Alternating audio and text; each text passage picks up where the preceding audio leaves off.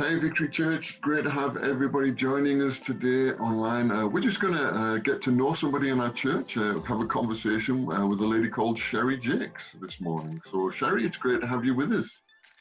Hello.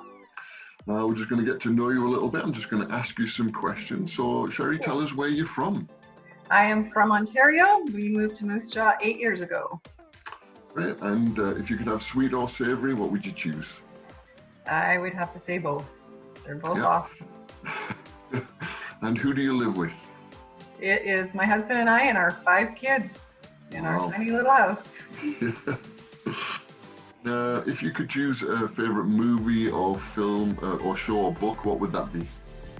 I would have to say Bob Goff's Love Does. We listened to the audio when we were on our way for a mission trip to Mexico, and it was awesome. Fantastic, good book. And obviously you came back to Canada from Rwanda in the middle of the pandemic. How has life been since lockdown? Yeah, it's been tricky because we went from very busy, very purposeful with an agenda to lots of uncertainty and loneliness. So it's been a tricky transition for sure. Indeed.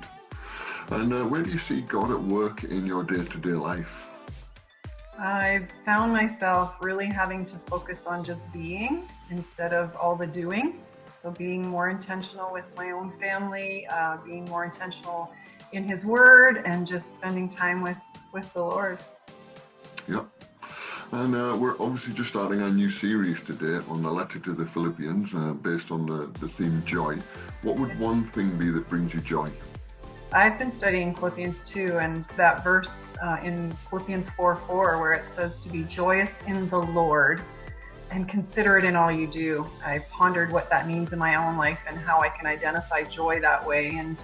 And I think when I do something in response to what the Holy Spirit is asking me or prompting me to do, when I take action in consideration of someone else, I often find that God inflates me, and it's definitely a joy I don't sense any other way, and it fills me with his love. It feels like He breathes His love into me. So that was the one identifiable joy I find most in my life. Great.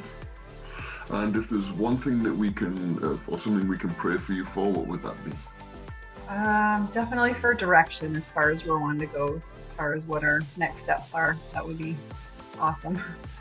Great. Well, Sherry, thanks for spending some time with us today. It's been great to get to know you a bit, and hopefully we'll see you in the flesh at some point in the future. We miss you all. Thank you. All right. God bless. Thanks, Sherry. Bye.